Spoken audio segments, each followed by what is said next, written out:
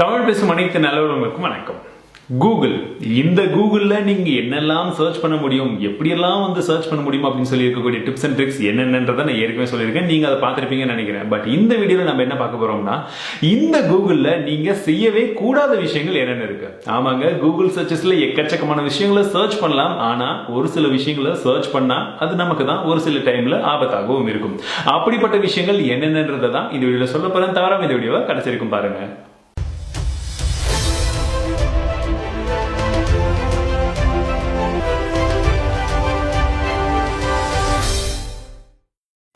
முதல் விஷயமே ரொம்ப ஆபத்தான ஒரு விஷயம் தான். டெரரிசம் சார்ந்து, அதாவது தீவிரவாதத்தை சார்ந்து நீங்க எந்த விஷயத்தை நீங்க கூகுள்ல சர்ச் பண்ணாலும் ரொம்ப ஜாக்கிரதையா இருந்துக்கோங்க. பிகாஸ் போலீஸும் சரி, சிபிஐயும் சரி, பலவிதமான கவர்மெண்ட் அபிஷியல்ஸ் எல்லாருமே உங்களை வாட்ச் பண்ண ஆரம்பிச்சிட்டாங்கன்னு அர்த்தம். ஆமாங்க, டெரரிசம் அப்படின்றது நம்மளுடைய நாட்டுக்கு மட்டும் கிடையாது, ஓவராலா உலகத்துக்கே ஒரு மிகப்பெரிய ஒரு ஆபத்தா தான் இருந்துட்டு இருக்கு. ஸோ அதனால டெரரிசமோ இல்ல ஹவு டு மேக் பாம்ஸ் இது போல இருக்கக்கூடிய ரொம்ப அபாயகரமான விஷயத்தை நீங்க கூகுள்ல சர்ச் பண்ணீங்க அப்படின்னா நீங்க கண்டிப்பா போலீஸுடைய வலையில விழுறதுக்கான சான்சஸ் ரொம்ப அதிகமா இருக்கு. அதுக்கப்புறம் நீங்க நார்மலா எது சர்ச் பண்ணாலும் கூட அவங்க ட்ரேஸ் பண்ணிட்டே இருப்பாங்க. சோ தீவிரவாதத்தை சார்ந்த எந்த ஒரு விஷயத்தையும் சர்ச் பண்ணாம இருப்பது ரொம்பவே நல்லது.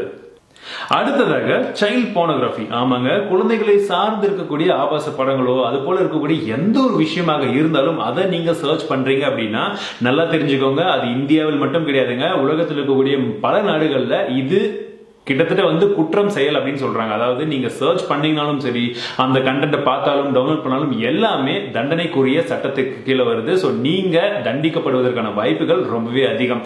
ஸோ இது போல இருக்கக்கூடிய சைல்ட் போனோகிராஃபில இருந்து கொஞ்சம் தள்ளிடுங்க. கூகுள்ல நம்ம ஆரம்பிச்சதுல இருந்து நம்ம எல்லாருமே ட்ரை பண்ண ஒரு விஷயம், நம்மளுடைய பேரை போட்டு சர்ச் பண்ணிருப்போம். பட் பேர்ல அதிகப்படியான பிரச்சனைகள் கிடையாது. பிகாஸ் தமிழ் செல்வன்ற பேர் உலகத்துல பல இடங்கள்ல இருந்திருக்கும். ஸோ அது பிரச்சனை கிடையாது. பட் இதுவே உங்களுடைய டேட் ஆஃப் பர்த் போட்டு சர்ச் பண்றதோ, உங்களுடைய போன் நம்பரை போட்டு சர்ச் பண்றதோ, உங்களுடைய ஆதார் கார்டு டீடைல்ஸை போட்டு சர்ச் பண்றது, பேன் கார்டு டீடைல்ஸ் போட்டு சர்ச் பண்றது, இது போல நம்மளுடைய பர்சனல் டீடைல்ஸை நீங்க கூகுள்ல போட்டு சர்ச் பண்ணீங்கன்னா என்ன ஆகும் அப்படின்னு பாத்தீங்கன்னா ரிசல்ட்ஸ் ஒண்ணுமே வராது. ஆனா நீங்க போடக்கூடிய, நீங்க சர்ச் பண்ணக்கூடிய எல்லா ரிசல்ட்டுமே பேக் எண்ட்ல அவங்க டேட்டா பேஸ்ல சேவ் ஆயிருக்கும் அப்படின்றத நல்லா தெரிஞ்சுக்கோங்க. அதை மேபி அவங்க ஃபியூச்சர்ல யூஸ் பண்றதுக்கான சான்ஸும் இருக்கு. பிகாஸ் உங்க ஒருத்தருக்குமே நம்ம கூகுள்ல யூஸ் பண்ணும்போதும் எந்த ஒரு சோஷியல் மீடியா சைட்ஸ் யூஸ் பண்ணி நம்ம சர்ச் பண்ணும்போதும் அது எல்லாமே ஒரு பேக்கேஜா அவங்க சேவ் பண்ணிட்டே இருப்பாங்க டீடைல்ஸா. நாளைக்கு தேவைப்பட்டதுன்னா அதையே எடுத்துப்பாங்க. ஸோ மேக்ஸிமம் பர்சனல் டீடைல்ஸ் எல்லாத்தையுமே சர்ச் பண்ணாம இருப்பது ரொம்பவே நல்லது. எல்லாருக்கிட்டையுமே பேங்க் இருக்கு, அது மட்டும் கிடையாது, நெட் பேங்கிங் எல்லாருமே கிட்டத்தட்ட யூஸ் பண்ண ஆரம்பிச்சிட்டோம். பட் நெட் பேங்கிங் கூடிய அந்த URL, அந்த வெப்சைட் உடைய பேர் என்னன்றது மட்டும் தான் எல்லாருக்குமே தெரியும். எக்ஸாக்டா அது என்ன URL இருக்குன்றது தெரியாது. .com .net இல்ல ஆன்லைன் SBI ஆன்லைனா நிறைய பேருக்கு தெரியாது இல்லையா.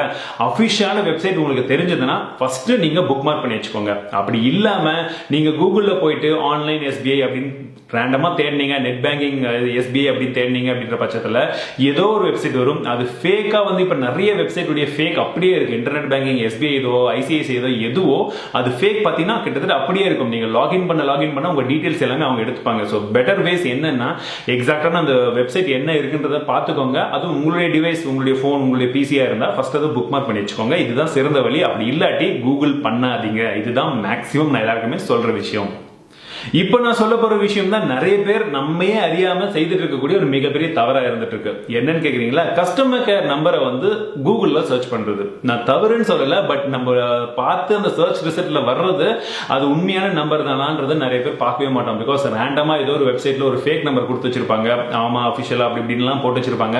நீங்க கால் பண்ணீங்கன்னா உங்களுடைய பேன் நம்பர் சொல்லுங்க, உங்களுடைய இந்த நம்பர் சொல்லுங்க, உங்களுடைய OTP சொல்லுங்கன்னு சொல்லி மொத்தமா நம்ம அக்கௌண்ட்ல இருக்கிற காசு எல்லாமே அபேஸ் பண்ணிடுவாங்க. So maximum customer care number எது பார்க்கறதா இருந்தாலும் அவங்களுடைய அபிஷியல் வெப்சைட்ல போயிட்டு பாருங்க. அதுவும் இல்ல அப்படின்னா ட்விட்டர்ல அவங்களுடைய எப்படியும் அவங்க ஹேண்டில் இருக்கும், அங்க போய் ட்வீட் பண்ணுங்க. மேக்ஸிமம் அதுதான் பெஸ்ட் வழியா இருக்கும். நீங்க கஸ்டமர் கேருக்கு காலே பண்ணாலும் யாராச்சும் உங்களுடைய அக்கௌண்ட் நம்பர் சொல்லுங்க, கார்டு நம்பர் சொல்லுங்கன்னா தயவு செஞ்சு தராதீங்க. போறது 200 ரூபாயா இருந்தாலும் பரவாயில்ல, நீங்க 20,000 ரூபாயோ 2 லட்சம் ரூபாயோ லாஸ் பண்ணாதீங்க.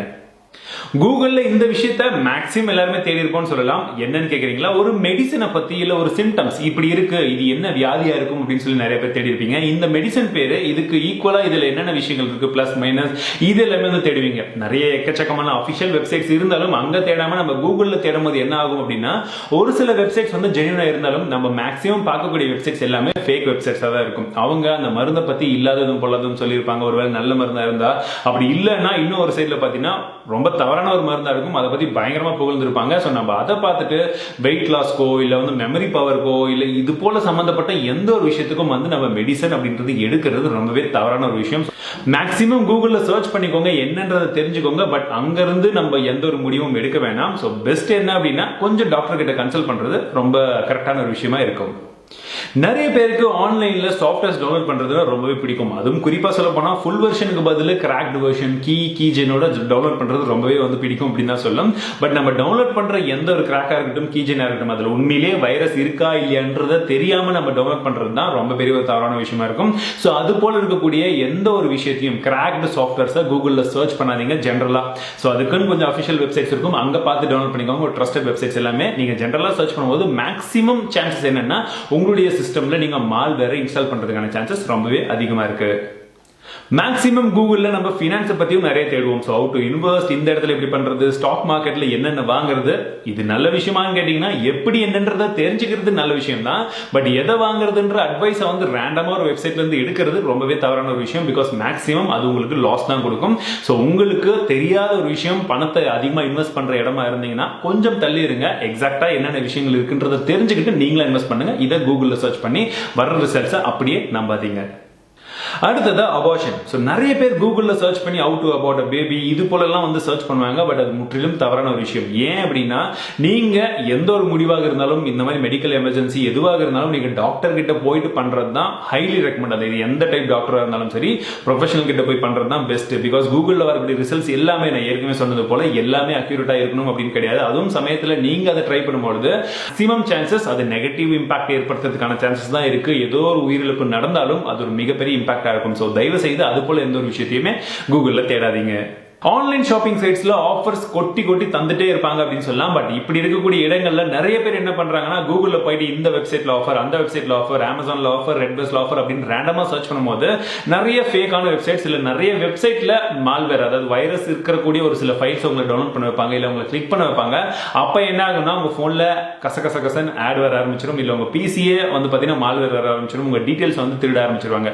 சோ மேக்ஸிமம் நீங்க ஆஃபர்ஸ் எல்லாம் தேடினீங்க அப்படின்னா கொஞ்சம் பொறுமையா அமேசான்லயோ இல்ல பிளிப்கார்ட்லயோ டைரக்டா போய் பாருங்க. அப்படியும் இல்லைன்னா ட்ரஸ்டட் சோர்சஸ் ஒரு சில வெப்சைட்ஸ் வந்து இருக்கும். இல்ல ஒரு சில யூடியூப் சேனல்ல இப்ப நானும் வந்து இந்த மாதிரி சேல்ஸ் எல்லாம் வரும்போது கூட ஷேர் பண்ணுவேன். சோ ஒரு சில விஷயங்கள் ஷேர் பண்ணுவேன். அந்த மாதிரி ஒன்னு ரெண்டு பேரை நீங்க வந்து பார்த்து வச்சுக்கிட்டீங்கன்னா இந்த மாதிரி ஆஃபர்ஸ் வரும்போது அவங்க என்ன போடுறாங்க ஓகேவான்றதை பார்த்து அந்த லிங்க் மூலமா வாங்குறது கொஞ்சம் பெஸ்டான ஒரு விஷயமா இருக்கும். கூடவே ஒரு போனஸா இன்னொரு விஷயமும் சொல்றேன். கூகுள் கிராவிட்டி என்னன்றது தெரியுமா? இப்படி இருக்கும்.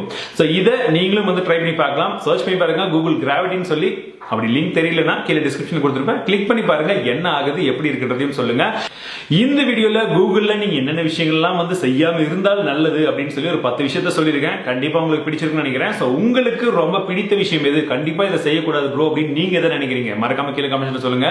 அது மட்டும் கிடையாது, அடுத்ததா நம்ம இது போல என்ன இன்ட்ரெஸ்டிங்கான வீடியோஸ் வந்து பண்ணலாம். சோ உங்களுக்கு ஏதாச்சும் சஜஷன் இருக்கு அப்படின்னா நீங்க அதையும் வந்து கீழே தாராளமா கமெண்ட்ஸ்ல சொல்லலாம். இந்த வீடியோ பிடித்திருந்தால் மறக்காம லைக் கொடுங்க, உங்க நண்பர்கள் கூட ஷேர் பண்ணுங்க. மீண்டும் உங்களை அடுத்த சந்திக்கிறேன். வாழ்க தமிழ், பழைய டெக்னாலஜி.